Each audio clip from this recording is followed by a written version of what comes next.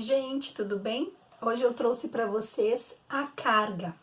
Esse livro ele foi publicado em 1956 e é o último da coleção que traz o pseudônimo de Mary Westmacott. Dos 6 livros da autora, que carrega o pseudônimo de Mary Westmacott, esse é um dos meus preferidos e hoje eu vou contar ele para vocês. Ele vai trazer a narração de 3 personagens principais: a Laura, a sua irmã Shirley e o Larry, que vai aparecer lá no final.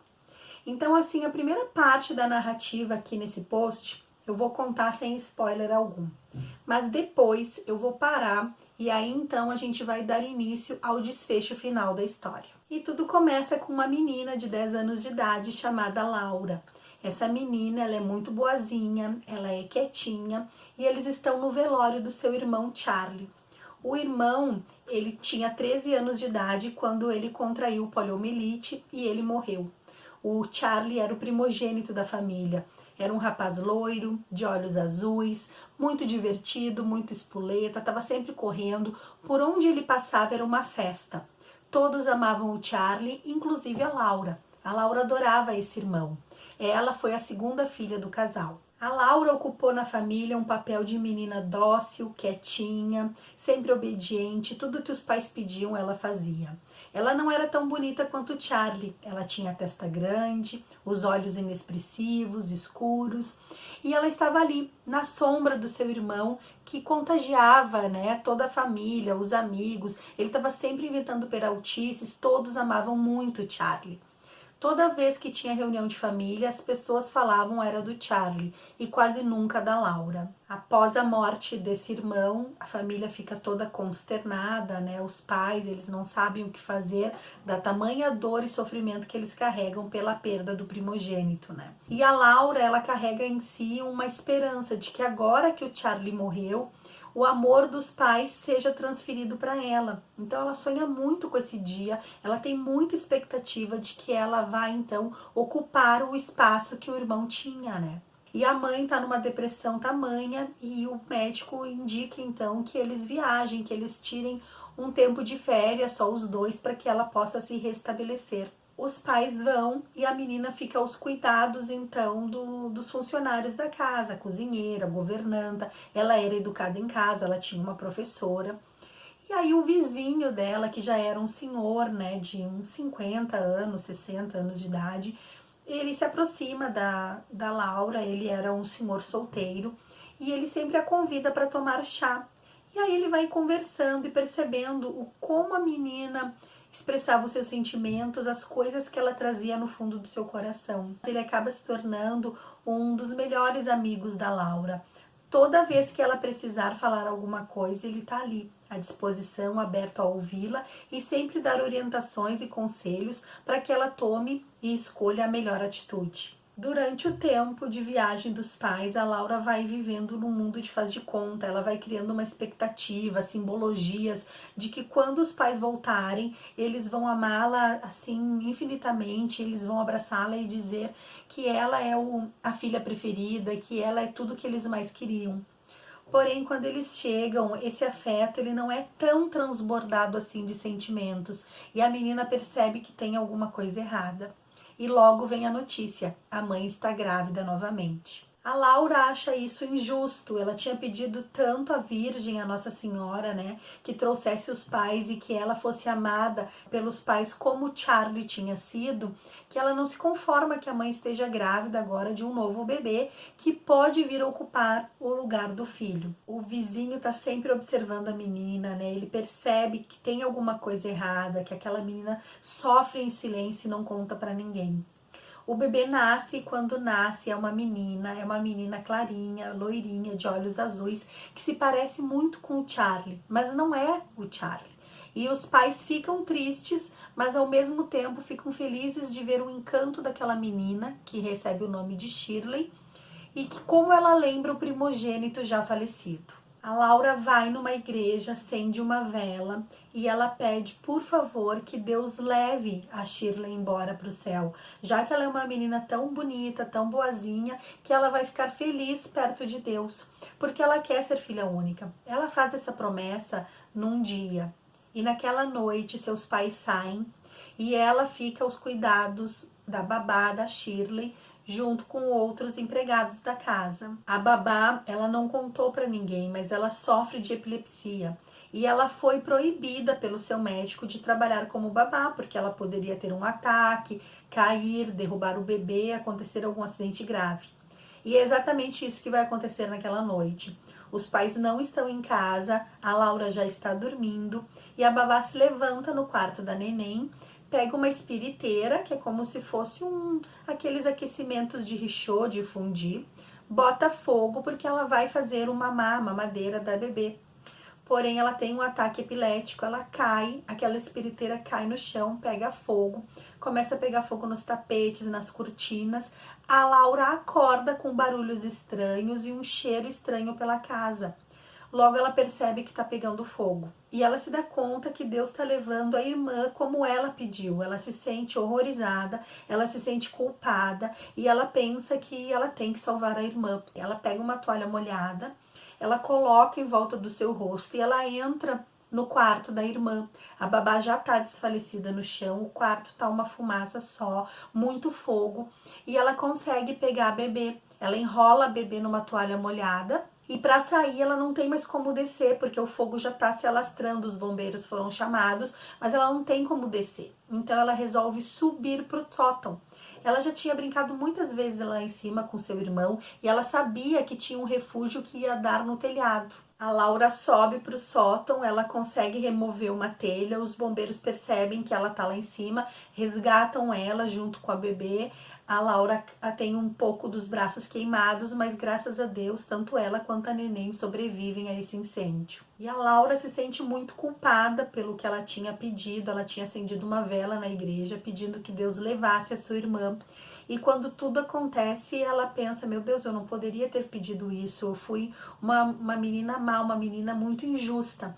E a partir de então ela descobre um amor infinito pela sua irmã e ela passa a protegê-la de qualquer coisa. Ela quer a felicidade da irmã e ela se sente muito culpada pelo que ela pediu. Então ela tenta resguardar e proteger a irmã o máximo possível. 3 anos mais tarde, seus pais estão viajando, eles sofrem um acidente de avião e os pais morrem. E aí então ela já tinha 14 anos, ela acaba assumindo a responsabilidade pela irmã e pela casa. O vizinho passa a ser o tutor das meninas, a governanta continua comandando a casa, os seus afazeres, mas por trás Laura está sempre dando dicas, sempre dando sugestões, ou dos pratos, da alimentação, das escolas, ela está sempre orientando a governanta para que faça prevalecer a sua vontade. E é uma vontade de muito amor, de muito cuidado, tanto para com ela quanto para sua irmã. A bebê, que se chamava Shirley, cresce rodeada pelo amor de Laura. Ela é uma menina muito linda, uma menina muito feliz. Ela acaba frequentando os lugares daquela comunidade, ela se relaciona com todas as pessoas, ela é muito cuidada e amada por todos.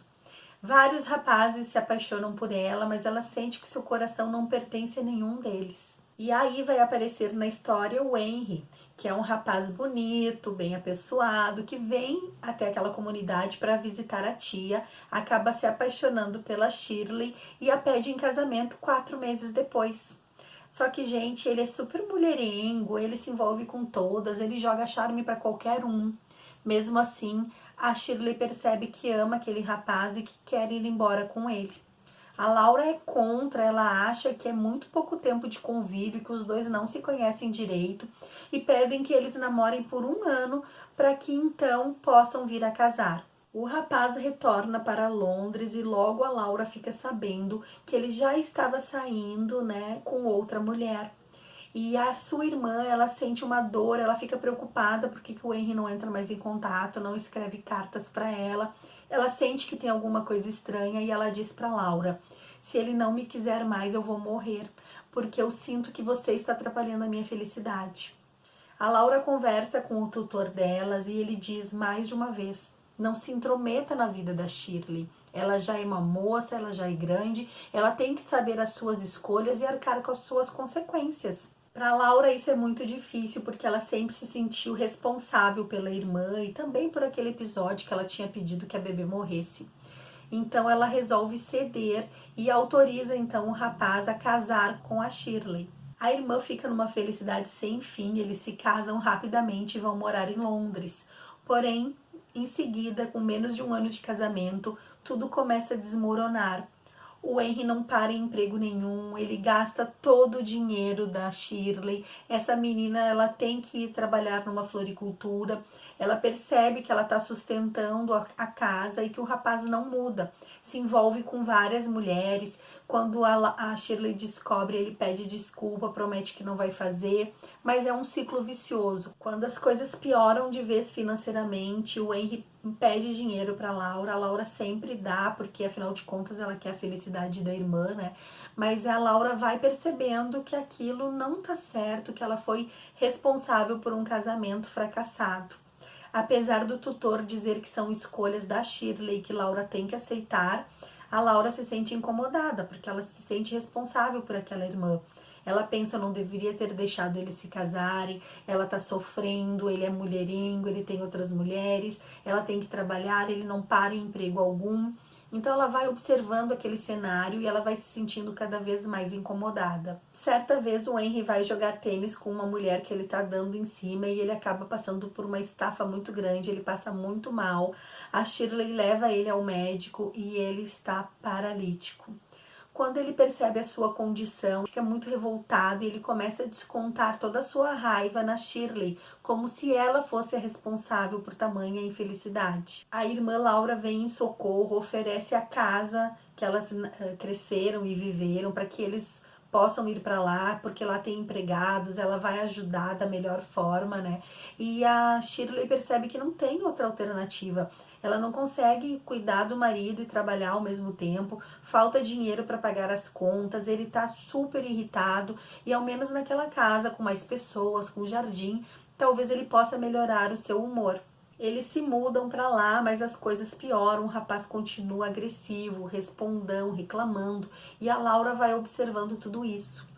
Nesse meio tempo, chega na cidade um pintor e a Shirley conhece esse rapaz e aí então ela assim se encanta por ele, eles começam a conversar bastante. Ele pede para que ela se divorcie e case com ele, mas a Shirley diz que não, que jamais ela vai fazer isso, que o marido dela precisa muito dela e ela pede para que esse rapaz não a procure mais, que eles não se encontrem, porque ela sente que ela ama o marido e que ela tem que continuar com ele apoiando nesse momento tão difícil de dor, de diagnóstico, de impossibilidades de fazer outras coisas. E agora nós chegamos num desfecho principal da narrativa.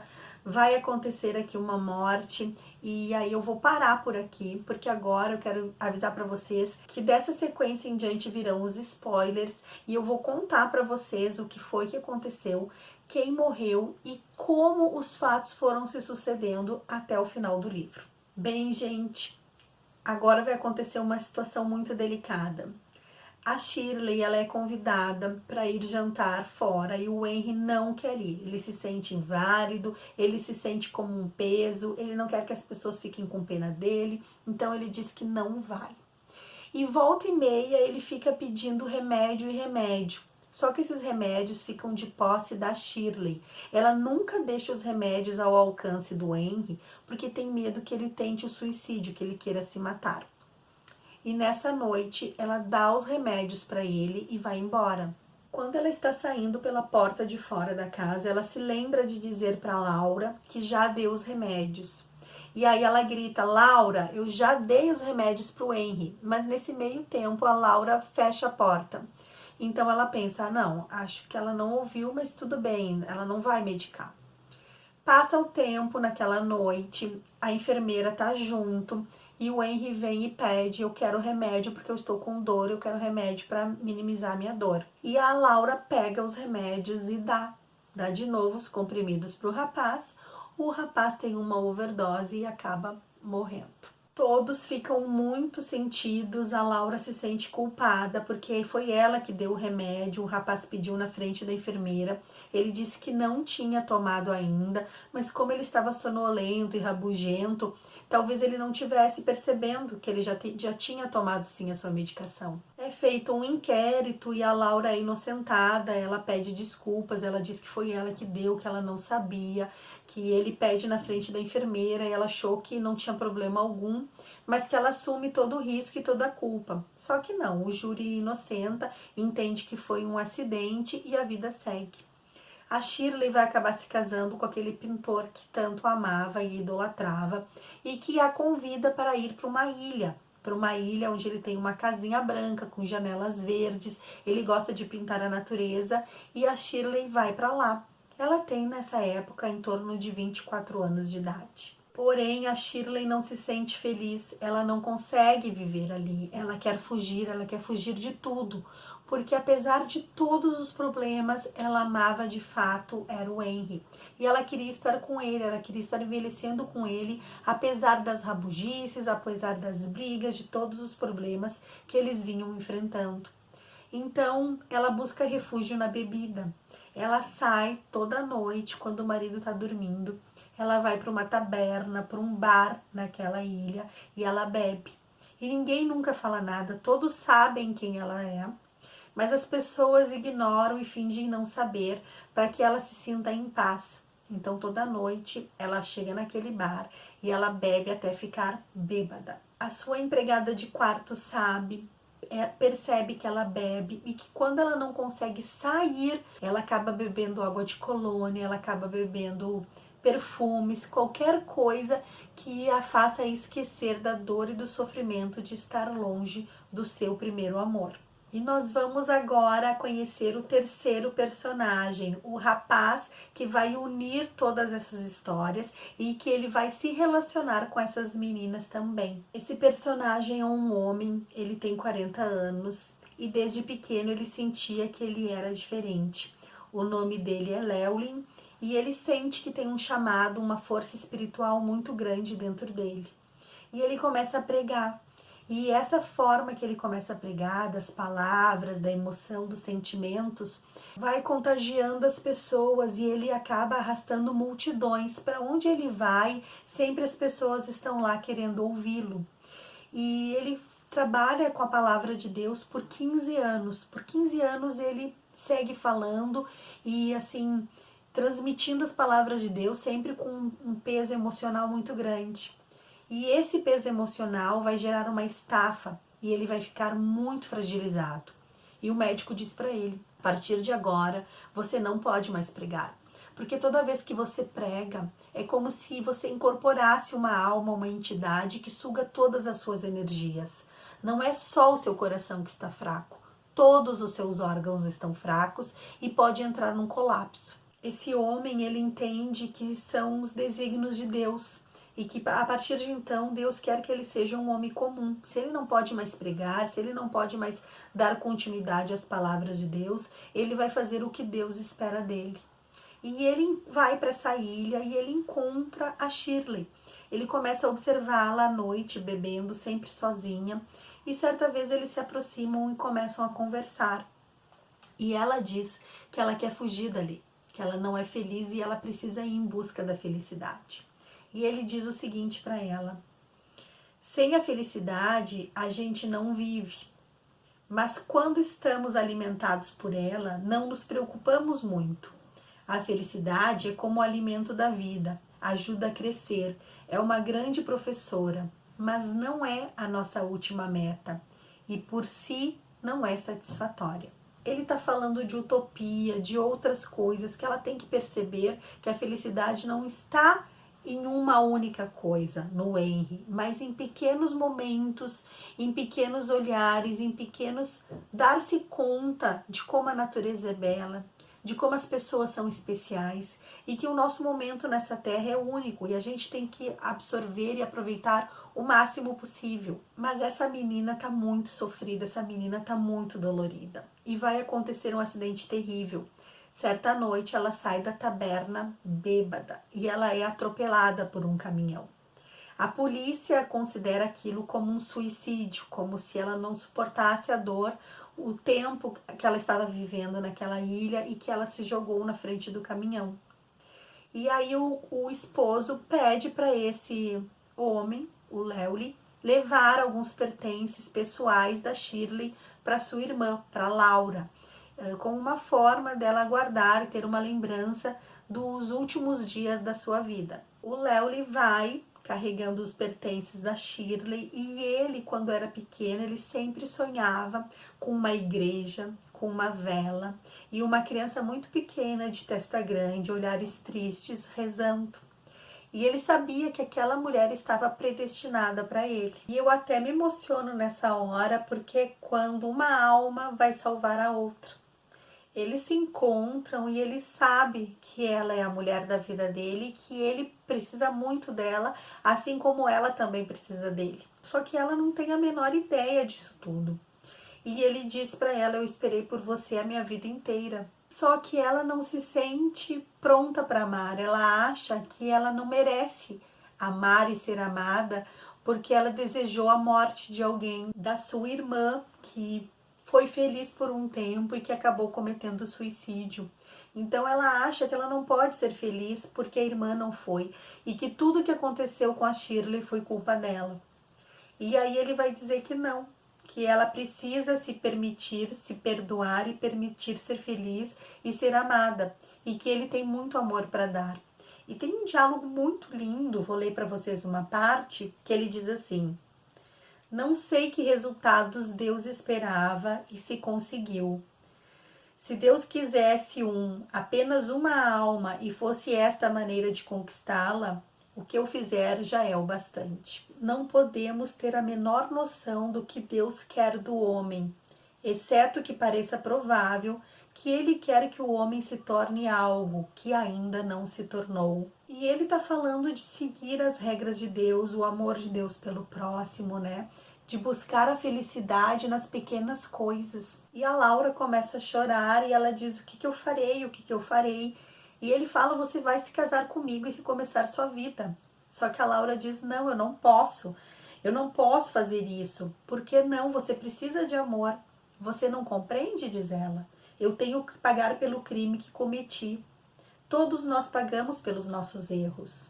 E ele diz: a Shirley já cancelou essa dívida. Quando ela morreu, tudo se resolveu. Você precisa continuar, Laura.